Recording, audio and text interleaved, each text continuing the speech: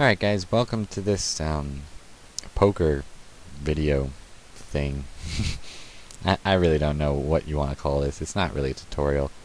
Some people in the game ask me, how do you do so well all the time, and how do you have so much money, and why didn't you want to give me some now?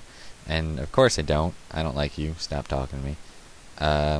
Well, you can go ahead and keep talking to me, but I'm probably going to be really annoyed towards you, so my apologies. But yeah, for those of you that wanted to see this, here you go, and we'll just get right into it. Let's see here. First hand, I got 4-3 diamonds, and I raise at 10, and I get immediately re-raised 18. Now I like hands like these. Suited connectors are always fun to play because they're unpredictable. They're very unpredictable, and nobody else calls, and I only got to call 8 more, so of course I'm gonna. There I go. And the flop comes 3 Jack King with 2 diamonds, and that's about as good as I was hoping for. That's a big drawing hand. Any 3, any 4, any diamond. It's probably going to give me the best hand, so I'm going to raise him. He bet 10, and I raised it to 28, just to get him to call and see if I hit. And turns 4, which means, yeah, I did hit. And I'm probably ahead here, so I'm going to bet strong. I bet 46. Really wasn't as strong as I should have bet. But he calls, and then the river's king, which kills my hand. Absolutely kills it. And I shoved out of just frustration here, which was a terrible move. If he had ace-king, I was crushed. And he's going to call with aces here and win with aces and kings. Beats my kings and 4s. Which sucked. I hate that hand. Anyway, we're going to continue here. We got kings. Kind of early position. And we raise it to 12. Why 12? It's more than 10.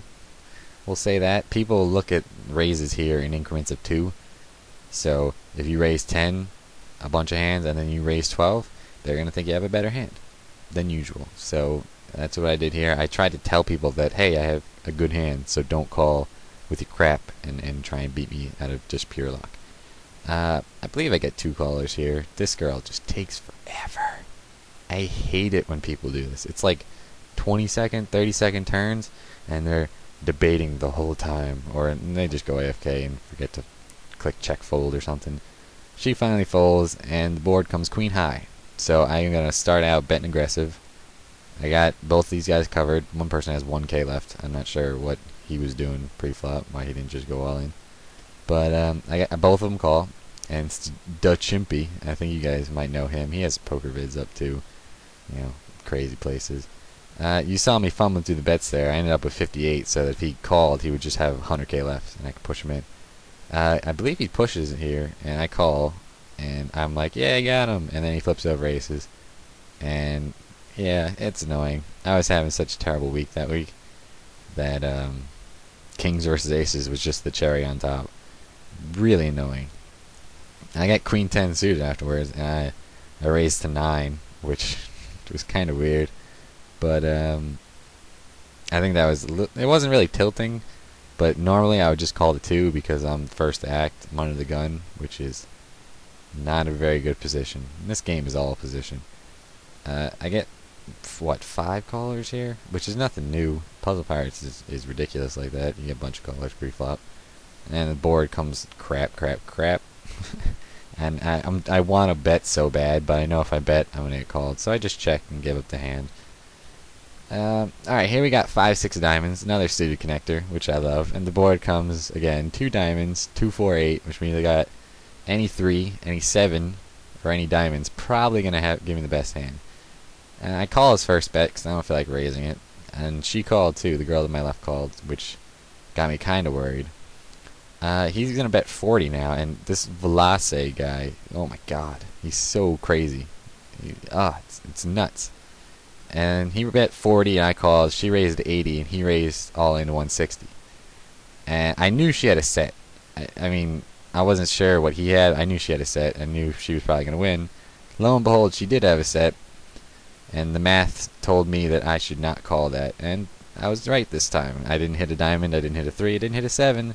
So, successful fold, in my opinion. I lost about 100k, but what can you do? Alright, here I got a very large stack on the table. 1.2, 1.3. Everybody else has about 600k or less. It's pocket kings, late position. And the girl on my left calls again because she's very loose, and the girl on my right calls, and she's somewhat tight. So I was hoping she had queens and she was gonna go nuts, but she didn't. She folded. I bet 20, and I got called by the girl on my left. This girl folds, and I see the 6 come, and it's a hearts, which kind of worried me. I put on a flush draw. I have maybe an ace, and then the diamond comes, the king of diamonds, which is like just a fucking setup card. I hate that. So I check, and she checks behind me, and she shows ace queen of hearts, which is about as good as I can hope for.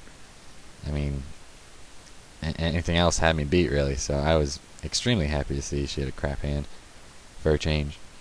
Alright, here, what I got? A couple 100K on the table, nothing out of the ordinary, nothing new.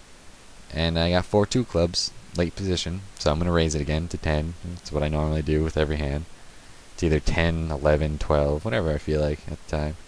Now I raise 10, I get 2 callers, and the flop comes 4-4 jack. Now, everybody on Puzzle Pirates loves to slow play. I have no idea what the fascination with it is, but they always do it, and I always bet. I'm not sure why I do it, but it seems to work out well. But sometimes this happens. You bet, and people don't think you're bluffing when you actually have the fantastic hand, and they all fold, and I win measly 50K pot with a trip 4s, which is a waste, but it's a win. Can't complain. Let's see what we got here. 4s? Yeah, I got 4. I love 4s. I did a really small raise because it's very early position. I just want to see a flop. If I flop 4, I'm going to stay in the hand. If I don't flop a 4, I'm going to fold, like every time. So it's a very simple hand to play. If you hit your 4, you're golden. If you don't, you fold. I raised 8K and I get, shoved all in, or this girl shoves all in for 63.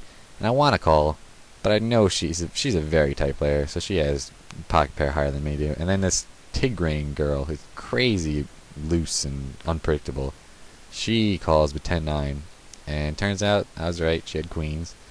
10-9 got demolished, so don't do what she did. Don't call with 10-9. It's a bad idea. Alright, here I got 10s. 10s is a really strange hand to play, because you're never sure if you're ahead. But a flop like this. Flop came king 9-4, 2 diamonds. I always bet. A continuation bet, you should always do it. It'll usually make somebody fold. And I got, the pair above middle. So I'm pretty confident I got the best hand right now. Unless he has a king or 9, and then the 9 comes, which means I'm behind. I'm gonna lose. So I check, I'm hoping, here comes a 10. Oh, I got a 10. Well, I got the 10. I was happy, because I knew he had a king or 9. 10 comes, I definitely got the best hand. He turns over, jack 9. He slow played himself into losing. That is the biggest tip I can give anybody. If you're slow playing, you're gonna lose 9 out of 10 times. You're letting the other person chase their card. And in that case, it was a 10, and I hit it. There's only 2 left, and I got really lucky, but his fault, not mine. Alright, here, wow, that was a weird raise. I raised to 12 with jack 9 suited, because I'm in late position. I love hands like this, and it was a pretty aggressive table at this point. And yeah, that flop comes, which is just ridiculous. 5 of diamonds, queen of spades, 10 of diamonds means I got open-ended straight draw and a flush draw. That's like 15 outs or something like that, and that means you're a favorite to almost any hand. And I didn't bet, which was the dumbest thing I could have done. I just checked, and everybody checked, and we saw a free card. You should always bet, even your draws, because you want people to fold. You want to get, 1, 2 people in the pot. And well, I bet 38, and this guy called with like 22K stack, and turns out we both had jack 9, but mine was of diamonds, and I hit a diamond, and he lost, and it was hilarious. Alright, well, that's the end of part 1, and I guess part 2 will be up shortly.